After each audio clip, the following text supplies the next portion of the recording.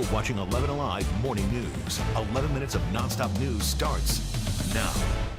A traffic mess in DeKalb County. A crash is blocking a far left lane I-20 westbound between Panola Road and Wesley Chapel Road. You are backed up all the way to Lithonia Industrial Boulevard. Jump on Covington Highway to get around this red alert.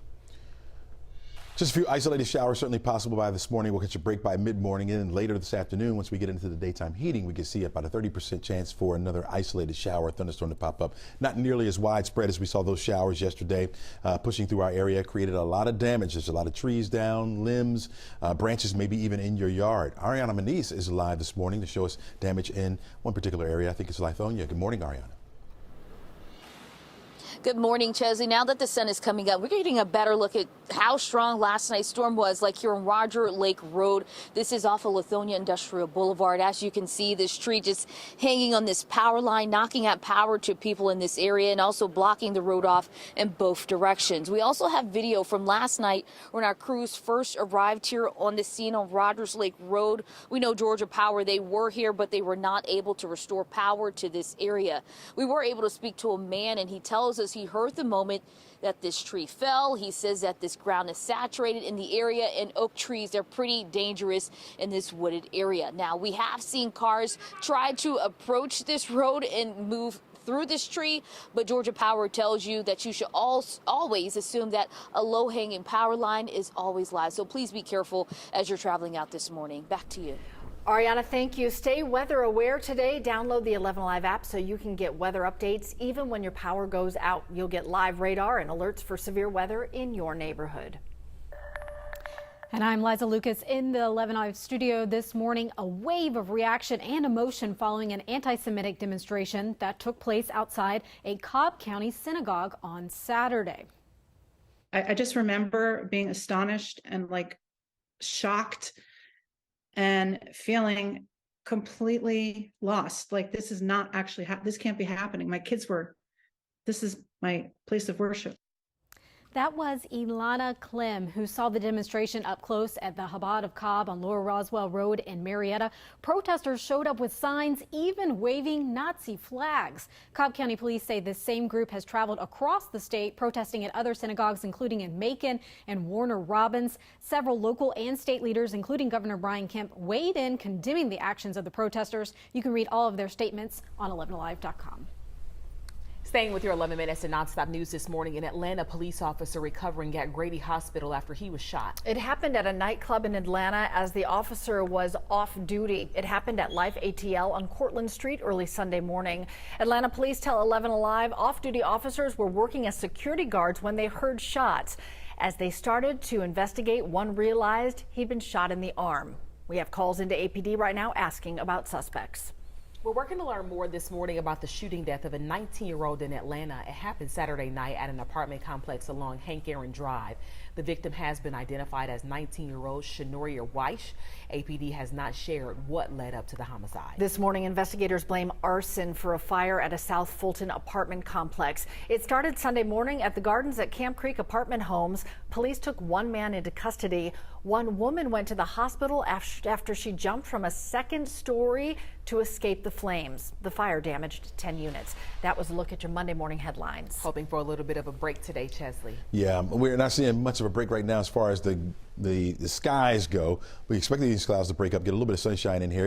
Anywhere from partly to mostly sunny skies will be our call for this afternoon, but there's still a threat for an isolated shower or thunderstorm. Not as widespread as we saw it yesterday. In fact, things have begun to calm down greatly over our area. We had a group of thunderstorms up here to the north, but they started to fade away a little bit, and now they're pushing a little bit further over toward the east. You can see our far eastern counties now, right up along the border there between South Carolina and Georgia, experiencing a few of those showers. Most of the thunderstorms are over toward the east into South Carolina. Temperature-wise, we're in the 60s just about everywhere you look. 67 degrees, McDonough, Stockbridge the same, Conyers, you're at 65, 66 in Noonan, Chattahoochee Hills at 65 degrees, 64 Powder Springs, Temple, you're at 66, as well as Ackworth, you're at 66 degrees, and Mapleton at 65, 67 degrees over toward Tucker, 68 downtown Atlanta, East Point, you're at 66 this morning. We'll heat up today, close to 90 degrees for an afternoon high. What the weather forecast calls for short sleeves, of course, but carry the umbrella with you just in case just in case you get hit by one of these showers. Now, it's only a 30% chance, which means only a few of us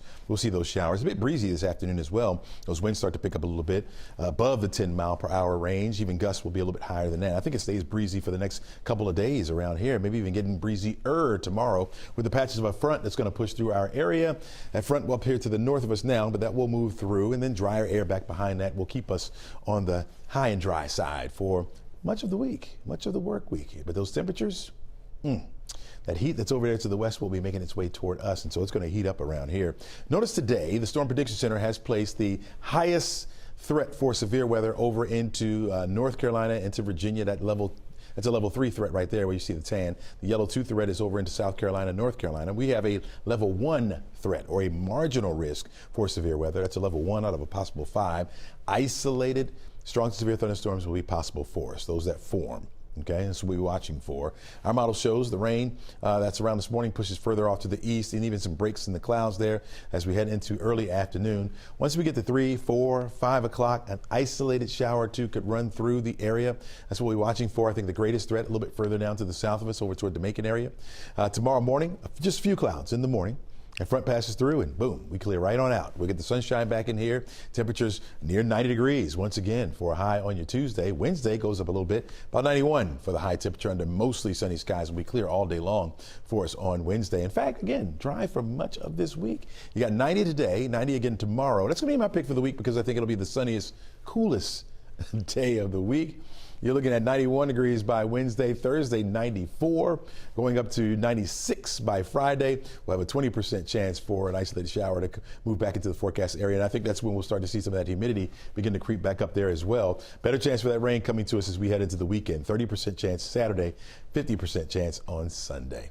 Jerry, how's the roads? Terrible in DeKalb County. Major problems out there due to a crash that has a far left lane blocked. This is I-20 westbound between Panola Road and Wesley Chapel. You see authorities on the scene there. The backup is now all the way to Lithonia Industrial Boulevard. You're slowed to 7 miles an hour as you try to creep past this crash. I-20 westbound between Panola and Wesley Chapel. Jump on Covington Highway. That will get you around this crash, take you to 285 and take you continuing on your way. But take a look at that. Nearly an hour now to get from Highway 138 in Conyers to the perimeter. It's a little bit better over on the west side of town as you travel in on I-20, but you're slowed, averaging only 43 miles an hour as you try to make your way in from the Douglasville area. And we continue to deal with this stubborn problem, a tree down that has taken down a traffic light and power lines, blocking the intersection of 17th Street and West Peachtree.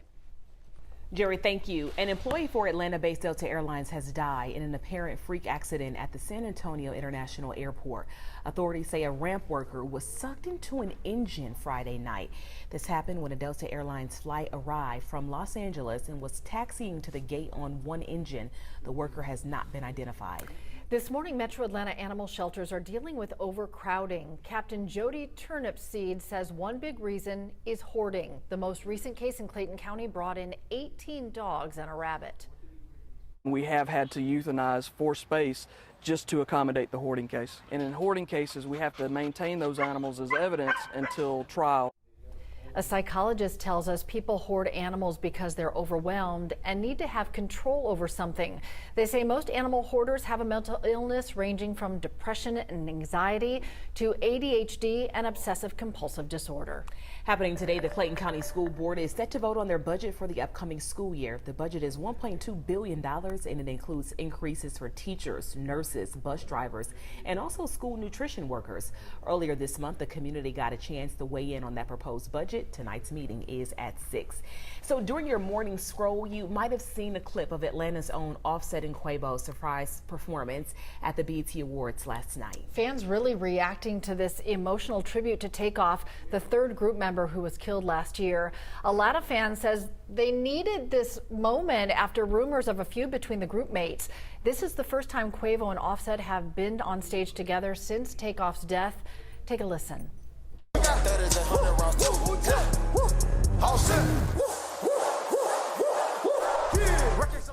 The Bad and Bougie Migos members hit the stage with an energetic performance that caught the crowd by surprise.